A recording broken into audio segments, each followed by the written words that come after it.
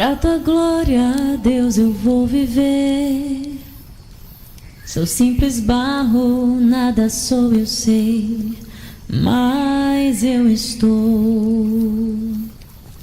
aos teus A paz do Senhor a pés. todos os irmãos que estarão ouvindo e visualizando esta aula.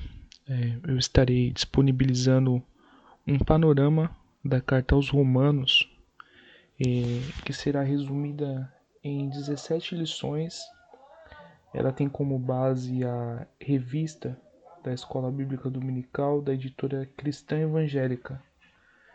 Hoje nós vamos passar a lição de número 1, que tem como título Chegamos a Roma.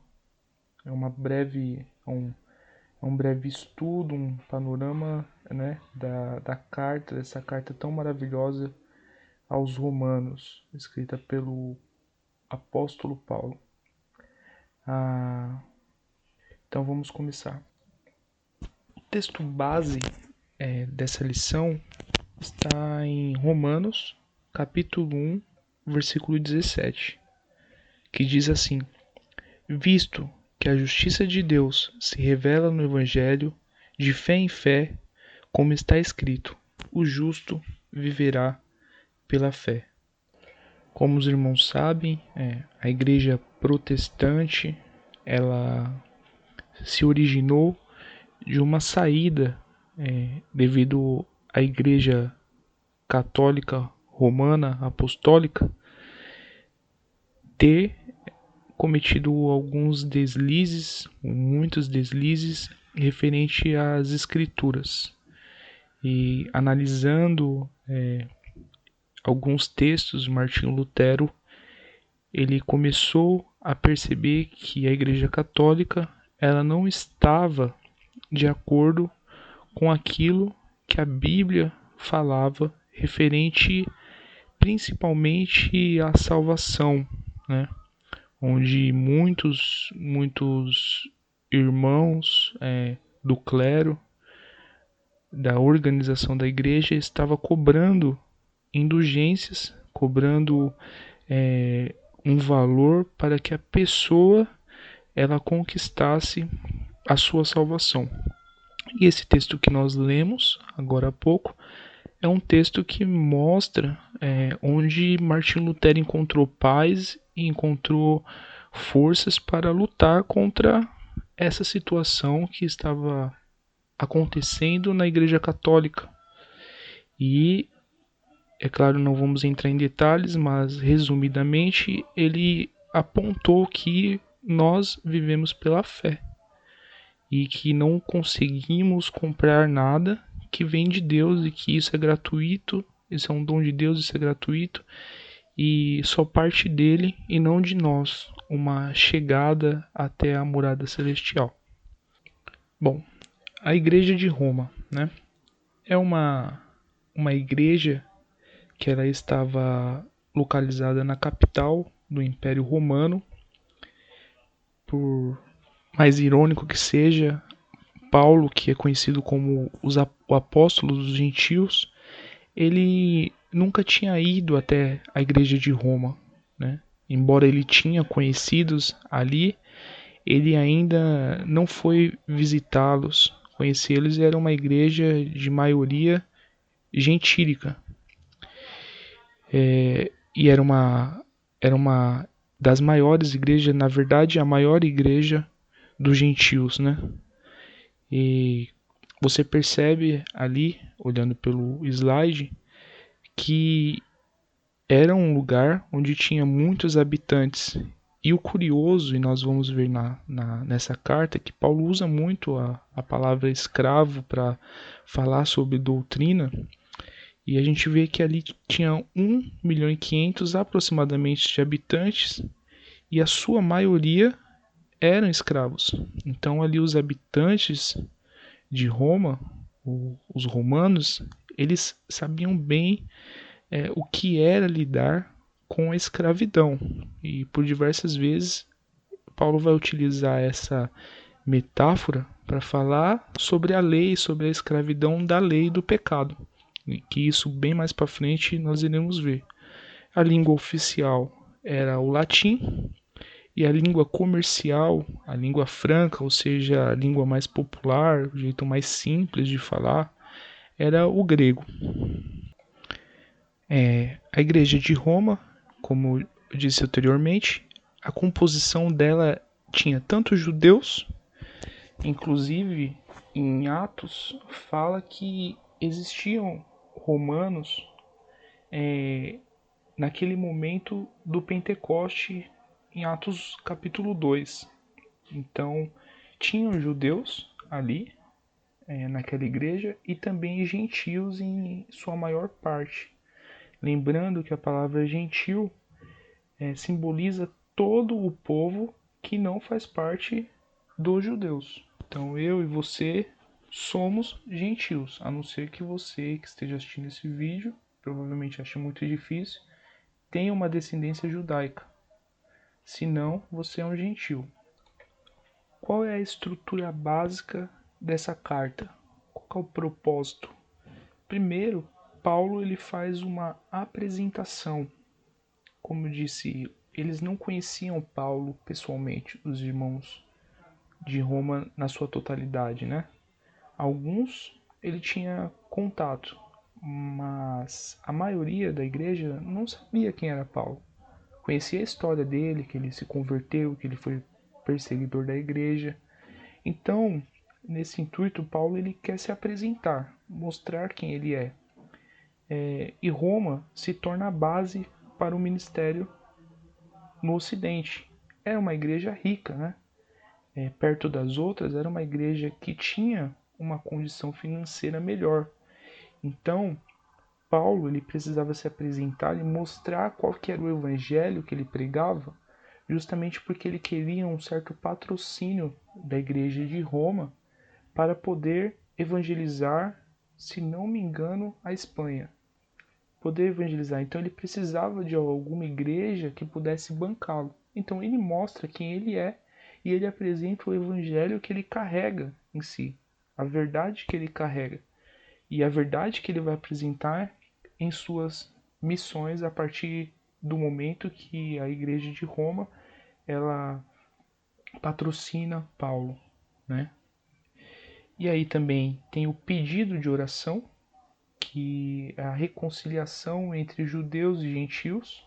Esse também é um dos propósitos da carta aos romanos. E, como eu disse, a demonstração do evangelho pregado por Paulo.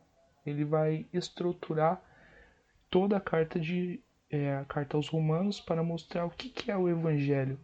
Por isso, muitas pessoas gostam dessa carta, porque, diferente das demais, ele não recebe uma pergunta, ele não recebe um questionamento e ele responde. Não, Paulo ali ele está livre para dizer exatamente o que ele entende que é o cristianismo, que é o evangelho, que é essas boas novas. E nessa estrutura do texto dessa carta aos romanos, o tema primordial, embora tenha vários subtemas, é falar sobre a justiça e soberania de Deus. Mostrar que Deus ele é soberano em todas as suas ações e ele faz o que bem entende segundo o conselho da sua própria sabedoria. Então, Paulo ali, ele imagina que exista alguns questionamentos, embora os romanos eles não fazem esse questionamento para Paulo. Mas Paulo explica assim nesse evangelho e mostra essa questão muito complexa até os dias de hoje, de como pode Deus ele ser justo salvando alguns e não salvando outros. Você vai ver na estrutura dessa carta que esse tema está presente e ele permeia toda a carta aos Romanos. E outra questão muito forte que vai estar lá mais em Romanos capítulo 9, 10 e 11 é a questão dos planos de Deus mudaram. Por que Deus ele está vindo resgatar os judeus, os gentios, perdão? Por que ele está vindo resgatar os gentios? Ele já não tinha um povo? Não está escrito lá no Antigo Testamento que o povo de Deus eram judeus? Por que ele está abandonando esse povo e agora está vindo colocar a gente nessa aliança? Então, essas questões vão estar presentes também na carta de Roma, talvez como o tema principal. Existem duas divisões básicas na carta aos Romanos. A primeira divisão é a parte teórica, que está no capítulo 1 ao capítulo 11.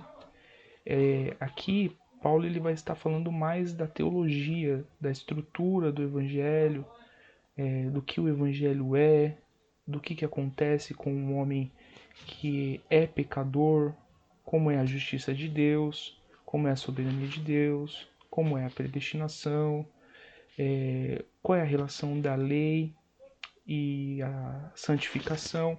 Então, então aqui Paulo ele está dando uma estrutura teórica. E a segunda parte dessa divisão da carta aos Romanos é do capítulo 12 ao 16. Aqui ele pega e fala: vocês viram, entre aspas, né? Vocês viram a teoria, agora o que vocês têm que fazer com essa teoria? Colocar em prática. Então, no capítulo 12 ao 16 é a parte prática daquilo que ele colocou de forma teórica.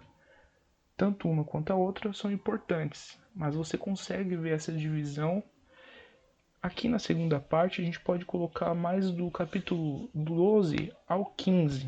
O 16 tem uma boa parte que é ele se despedir, ele cumprimentando as pessoas, mas também tem um pouco ali de prática. Tá bom? Então essa é a estrutura que você tem que saber que tem na carta aos Romanos. A estrutura do texto, a divisão da primeira parte, da parte teórica. Então vai ter lá a introdução, Paulo se apresentando, vai falar da justiça de Deus e do pecado. Capítulo 1, né, capítulo 2 e 3 vai estar falando ali sobre a ira de Deus e que todos os homens pecaram e estão destituídos da glória de Deus.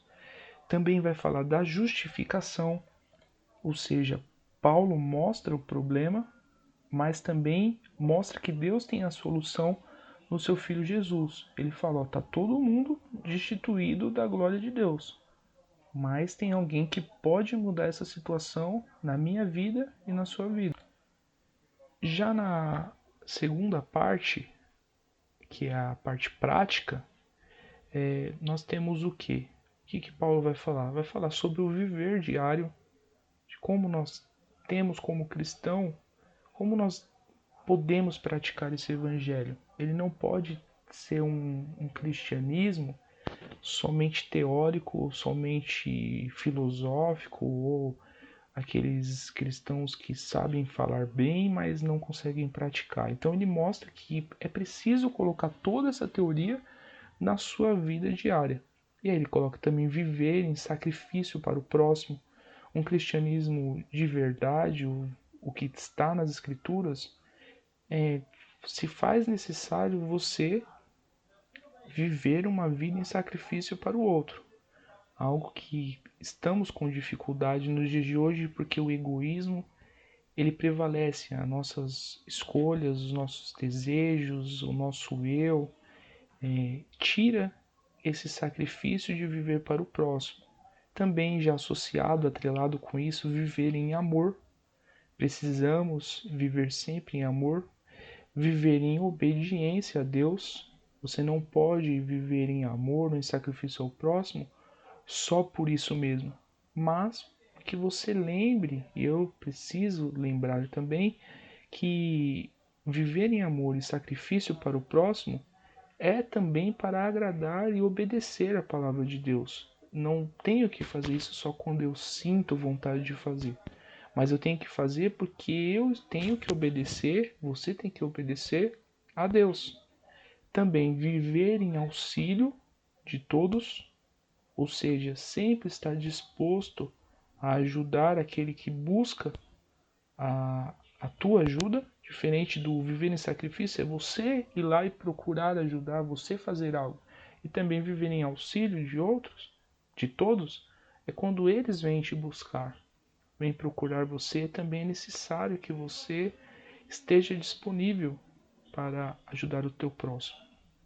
E planos apostólicos. Aqui ele vai falar quais são os seus planos para o evangelismo, né? O seu plano missionário. Para finalizar a segunda parte, da parte prática, ele faz uma apresentação de Febe, apresentando aos irmãos e falando que ela é uma mulher que serve a Deus, né? E que os irmãos pudessem recebê-la bem. Ele finaliza saudando aqueles irmãos que ele conhece e estão ali na igreja de Roma. E nos últimos versículos do capítulo 16, ele faz uma doxologia. Doxologia é uma adoração a Deus de forma escrita. Ali ele finaliza a sua carta glorificando e exaltando o nome de Deus. E Paulo ele encerra ali a sua carta. Então, essa primeira aula é para mostrar um pouco dessa estrutura da carta aos Romanos, para quando nós entrarmos nos assuntos específicos, os irmãos tenham noção do que estava acontecendo ali, qual que é a estrutura da carta. Você vê que aqui não tem muita aplicação pessoal essa lição.